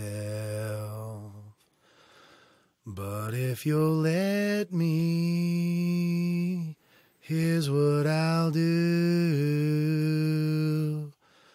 I'll take care of you. That's the first verse. What do you think? That's, what do you think? It's fine. What's off about it? It's What sounds wrong? What would be like the description if you were like, if it's a flat voice, is it It is nasally? What is it? It is a little flat. It's Dull? not. It is kind of dull, yeah. Yeah, what is it missing like a richness to it? It's sort of raspy. Yeah, it's raspy. I hear your voice when you're talking, when you're singing. Like what about it when I do like all right, just, at the wanna end, I experiment kind of for a like second. the ending a little bit. Like So that direction? yeah. Let's see, how does this sound? I'm going to do like a few, let's see, right now, he's a good other view. So let me just see. What about, I know you've been hurt. I'll do like lines. Is that, I kind of like that better. okay? That's like, does that have more tone? It's a little higher pitch. It is. Let me see if I can find like a, that. what if I I, like can find that a more. lower pitch that's not as, like, what about, I know you've been hurt. Is that still? You're also just Little changing raspy. you're changing the tempo. Yeah, I'm changing. Well, it doesn't matter. I'm talking tone. Doesn't matter with that. We're talking singing tone, the way it sounds. I like. You want to the get a high- metronome in the background? I liked the higher. I like version. the higher. I thought you were Yeah. a little flat, but I liked the higher. The higher tone sounded the best. Definitely. Yeah. Definitely. Okay. What the last one? Now this is probably going to be the raspiest and the worst. I just have to try because I'm thinking about resonating in different parts of my head too. So like obviously if you're going in certain spots, it's easier to get into a high pitched voice. But ultimately, I'm thinking about the tone here from different things I've heard. But I don't know what sounds good. The tone ranger. I know you've been hurt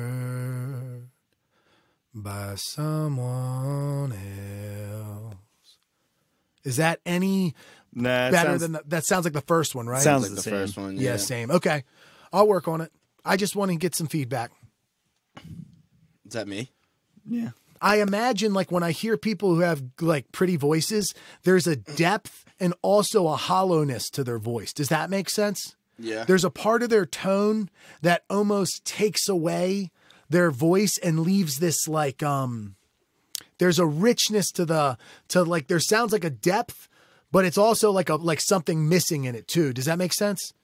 Like I have too much voice going on when I sing. Give me an example of that perfect balance that you just described. Like who sings like that? Oh, most pop singers have more of like it's Like, not name emptiness, somebody. but give me like so I can get a. I'd have to think. We'll have to have this conversation another time, and I'll have to like pull specific examples. But you could imagine, just like when I like, just like the idea of being more like a. I know you've been hurt. Then I know you've been. The first one is when I'm saying that seems more in the right direction, right? Of like emptying out your voice almost. Or does that not even make sense? I don't know how to. I haven't been Singing's pretty listening. abstract. It really is. Do you get what I mean? Can you hear that or no? Do you not understand the description? I don't have good descriptions for it because I don't know what I'm talking about. You kind of lost me. I don't really. understand what you were. Maybe trying it's to because explain. it's like something you try to do when you actually sing, because you're basically making certain things sound and turning certain things off, right? Like that's kind of what you're doing to clean up your voice. Right. There's certain noises you want to shy away from, and there's certain noises you want to go more of that direction. But if Yeah. you don't know what direction, sometimes you're developing the wrong thing, Right. which is bad. It'll probably all make you sound better at that, but I'd like to sound good. Not great, not be like an amazing singer, Yeah. but be like, yeah, that guy sounds good. Tolerable. I want it to sound good for whatever genre I'm in, or I Yeah. could at least have my octave, my whatever the fuck, doesn't need to be super high pitched, super low, whatever. Just a way to sing something that sounds good, even if I have to change the key. Yeah. Don't you feel like it's kind of a quality that people are born with, though? I don't know. We've talked about this. Do you notice anything Like, different I since I started, Steve, or no? Yeah. Yeah, I think the main difference that I would notice would be just the confidence behind it. Not that you weren't confident to start off with, but just your confidence in your ability. Should we just, Yeah. you know what we should end on? I should just scroll down on my Instagram feed and find an old video and just play into my speaker something that's like from when I started, and you can see how bad I was in the beginning. Okay? You want to end on that? Yeah. Yeah, sure. Have you ever thought about getting with like a singing coach? I have. I don't have the money for it right now. Yeah, that shit's expensive. But I definitely I would love to, for sure. All right, let's see. I know I'm coming close on this shit. Man, there's a lot on there. Okay. Oh, no, I see something. I think I'm in the right area. Just go. What's it, like a year? At I this found point? something. Hold on. Year and a God damn half? it. But that was, no, I just need to find where I'm singing too. In the beginning, I posted somewhere I was playing. Yeah, okay. It's coming up on it though. I promise. It'll be soon. Here we go.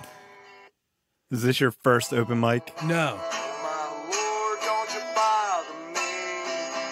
I'm as tired as a man can be. Yeah, there's an improvement. Yeah, there is. Definitely, right? That Yeah. I'm sucks. as tired as a man. Now you see where Joe's coming from. Yeah, but I get that. But at the end of the day, you see the improvement. Yeah, there's improvement. For sure. Jesus Christ, been here and gone. Yeah, that's just you, like, talk yelling. That's you So, talking in your normal voice. I'm heading in a right direction. I where would say if I so, was to yes. continue doing it, it would only sound better. Yeah, it's I'm not still going to sound new. worse. Yeah. It Yeah. takes a couple years before you usually get good at something that's pretty dynamic. Mm-hmm. I've been spending about 8 months of solid work on it. I think in another 6 months, I will be ready to sound good. Mm-hmm. In another 4 months, I'll be ready to sound good on that song. That's what I think. I'm learning some shit. Well, I feel Cool. like in that video, you're also trying to like figure out how to like play guitar and sing at the same time, right? Yeah, but I would sing it like this when I play guitar now. And I mean, I don't know if I would have sounded that much better singing that song on its own. It might have sounded a little clunkier, but that's a song I had been singing I since just I feel was like a that's kid. hard as shit. To It like is hard to do. concentrate on playing guitar and singing. Like It, I would be it Yeah, more like, so fucked up very my hard. when I would make videos. It would more so fuck up my guitar because what I would do is I would sing and just play guitar to my singing rhythm. Does that make sense? Mm-hmm. Yeah. okay. I wouldn't keep a When constant you're- rhythm with my hand. The rhythm of the guitar is the rhythm that you want to keep. Yeah. How's your guitar playing? My rhythm guitar playing, simple stuff. It probably sounds good enough where people tell me I've gotten good. Not just that I'm getting better. Like people are like, no, dude, you're actually like a good rhythm guitar player. Where, I don't make a ton of mistakes and I have some awareness and I have a better feel with the pick. I'm not right-handed. I don't have the best coordination with my picking hand, and it's so taken a you're lot playing- of You time. just get a left-handed Yeah. guitar. Because a lot of left-handed people play a right-handed guitar. But they say I was reading You could do the Jimi that- Hendrix and that- just string it backwards, that right? that pencil mechanics has a lot to do with being good with a pick. Like starting off, Mm-hmm. it's going to take some time for a left-handed person because because like writing with a pencil does a lot of dynamic things that it's going to be hard for you to have that nuance of movement, which is why in the beginning I was always like, how the fuck do people mix in single notes, two and three string chords, 6 string chords? How do they mix that? Like, I don't have that control over my pick. But to be honest, this whole thing, I just want to be able to play well enough where I write my own songs. If I want to play a lead part, I could, but ideally, I just want to be able to make some simple structures to play songs and get better at singing where I can be good at like open mics. And you play guitar and sing, and then you have people around you that make it sound better. You don't have to play the technical part. You only play acoustic too? No, I mean, I play electric. Acoustic's harder. I've played Is it less. really? Mm-hmm. I didn't know that. I might be better at lead play. Well, for a while I was better at lead play because I'm not good at like certain hammer-ons, pull-offs. I don't do a lot of, now I'm getting better at like barred chords. So maybe my rhythm guitar's picked up. My lead play, I think I have a natural knack for what would sound good, just not a great ability to pull it off smooth. Right. But I think my lead play was better for a while than my rhythm. Because I did play both. When I first got my electric, I didn't play any acoustic for a while.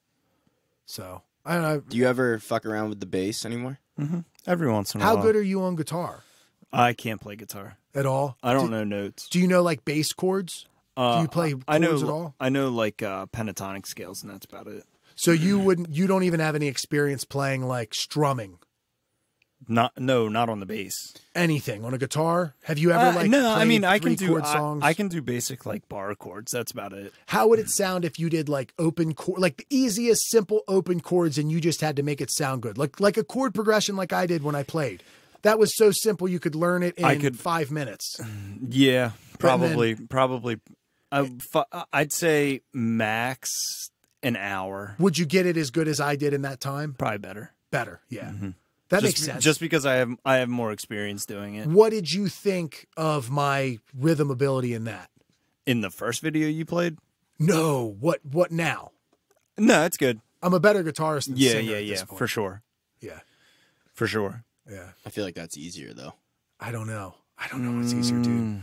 Depends on the person. They both take a while. Well, I feel like can't anybody kind of get good at guitar? Not if they really. Put their mind to it. Singing is like I really honestly think you're kind of born with it, and then you can enhance it with singing coaches and whatnot. But like, you could get a singing coach. You can be dramatically better at singing. I just feel like that's so hard. I think anyone can get as good as I am at guitar, as far as like maybe lead stuff out of the way. As far as just rhythm goes, almost anybody can learn to play the simpler songs that I play. Right. As far as learning to sing and play at the same time, that might be a skill that is just too hard for certain minds. Multitasking is just not for everybody. Yeah. And I think everybody could maybe do it, but it is such a larger obstacle for some than others that maybe it's not easier than learning singing for them. The idea of juggling stuff like drumming, I know I'm not naturally good at drumming. Yeah. Drumming's hard. That is so hard. It takes a lot of coordination. Yeah. I am not good at that. I'm too singular. Like I learned music through playing the trumpet, which is all one note at a time. You just really need to have good buzzing skill, and to know all you need to do is know like a scale. Like obviously you need to know scales, but there's only so many fingerings and only so many notes that the trumpet can play. Yeah. That once you learn those notes, which doesn't take that fucking long, and then over a few years you develop the ability to play high and low notes. From there, I mean, it takes a while to be an expert, but trumpet playing is only so complex. Guitar, you have 6 fucking strings. 6 strings and what? 12. 17 frets? It depends on the guitar, but yeah, no, it's more than, I think it's like 15. I could be wrong. 15. Like It's 22. Yeah, 22. that's it. 22. Yeah. That sounds right. And there's so many places you can take a guitar, dude, because you can learn it to where you know what every fret plays. Right. Yeah. And then you know on the top of your head that same note exists on this string there, on this string there. You can jump around from position to position. You essentially know positions. You know, like this is the mode or the pentatonic scale from this position, and you slide from position to position. And then you're getting good at doing all sorts of things. Like if you're really good at, you know, palm muting, and then certain like triplets within rhythm, and then, short-term memory, if you're just playing for fun, to reincorporate things you just played 30 seconds ago, to not make mistakes, to remember it exactly. Like those dynamics make it the ups and downs of volume or you know, intensity. You can do like all sorts of ways. Like there's a million ways to go from one note to the other. You know, you just sliding on an electric guitar. There's all sorts of shit you can do, man. Like Steve Kirk does a lot of abstract stuff. You like does he does like he's fucking technical, like he's good. math rock type shit, right? But it's stuff that a lot of my good guitar friends, he might not be able to play what they play. They might not be able to play what he plays, and they're both so good. It's dynamic. It's stylistic. If I'm really good at the trumpet and you're really good at the trumpet, we probably are going to be able to play the same shit. Yeah. Like, There's here's only a few this factors. Dizzy Gillespie song. Let's see if we can both can play it. Yeah, we probably can. Maybe I have a little bit more feel with like emotion. Maybe you have a little bit more speed, but it's like minor. What separates guitarists is like vast. It's endless. Guitar is endless. No guitarist can learn. And then finger picking. Are you classical? Are you this? Like slide guitar, dude. And then do you learn? There's 12-string guitars. Well, 12-string guitars are pretty much the. Is that like what John Butler? Learning how to tune your guitar is a skill. If you learn different tunings, I couldn't even. That's I don't know a how skill. people do that. Yeah. So just even Like being how able you can to just like hear it. Yeah. Well, you just start fucking around with it. A 12-string is tuned in octaves. I don't mean that. I believe. There's advantages and disadvantages. Like if you're trying to create a certain sound, it's going to be a lot easier to play certain songs if you tune your guitar differently. Yeah. Because of that, a lot of people have avoided this style of playing. They just play within standard tuning, or they change the whole tuning to a different key. But as far as like weird tunings, and like there are people who take the guitar in some crazy directions that it's so hard for you to even as an elite person to be able to mimic someone else unless that is your thing. Like, unless you're just the guy who's spent your whole life trying to be good at playing everything, you probably are going to struggle with it. Nah, and my brother's like that. He's really good. Very good guitar player.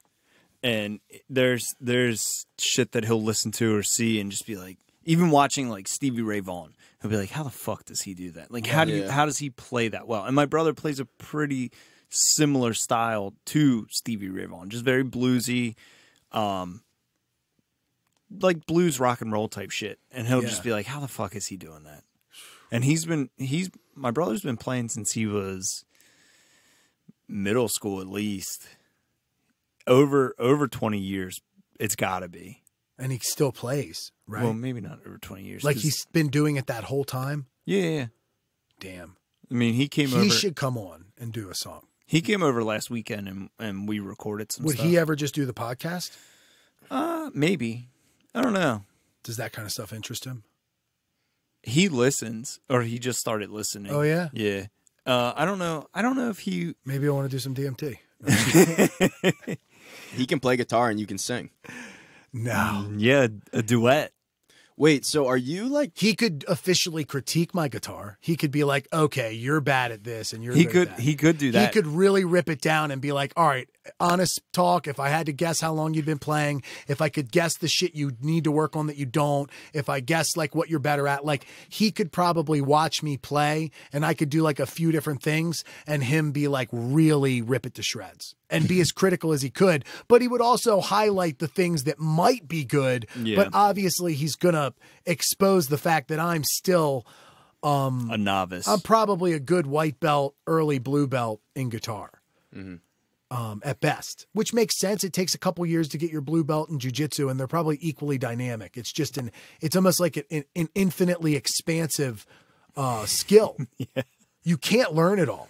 No, it's the same thing with jiu-jitsu. Like I know I always describe the shit. I promise this is the last thing, and then we can wrap it up because this is a long episode. But I got to take a leak too. Yeah, you made it this whole episode. It's like this with jiu-jitsu. You're going up against a black belt. let's say they don't have much experience with leg locks. Let's say they don't teach leg locks that often. Let's say they don't get in that position. Oh, I'm a blue belt who's spent my whole entire time of jiu-jitsu doing leg locks. If we wind up in a leg lock position, there's a chance I'm going to be better at it than you, which is a big leg locks. That's half your fucking body. Yeah. But there's a chance you're going to go against a black belt and they're going to be a white belt at a couple things. That's rare nowadays. But Yeah. maybe they're going to be a blue belt at a handful of things. That's common. Maybe their wrestling's not at a high level. Maybe they're, and the same can be said for guitar. You could be a great guitar player, not know how to read music. It's ever expanding. It's ever evolving. It's Yeah. there's too many different facets. I mean, it's that can be said for a lot of things. It's like audio. Audio is always changing. It's always evolving. Styles are changing. Sounds are changing. Yeah. I mean, it's just something that you have to stay up on, and you have to just keep practicing. Otherwise, you just will fall behind. Yeah. It's like 4 times more expansive and infinite than the universe. No, just, yeah. That's very You definite. going to stand by that one, Mike? Yes, let's end on that. That's Mike's stance on the whole fucking thing, is that the guitar is more expansive and more evolving than the fucking universe. 4 times. Oh, dude, what was guitar 200 years ago? Come on. A The lute. universe has been here for so long. Yeah, it's evolved, but at a slow rate.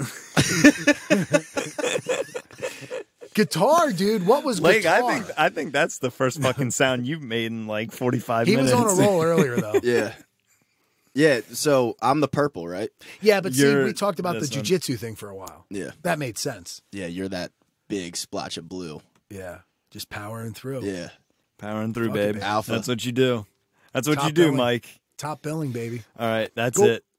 Yeah, thanks for having me on, guys. Yeah, This was thanks fun. for coming, Legg. Do you want to, what, you got any shows coming up you want to plug since Yeah. it's the end of the episode and you're a fucking guest, or your No, I don't have. I didn't come with anything to plug. your Instagram? I'm worried about finding my ID. That's the first thing I'm going to If do. you've seen his ID, Yeah, if you've seen my ID, Hunter Legg. please call me. At I'm not Dr. gonna Legg or whatever. Just follow on him on Instagram. It's at pulling my leg.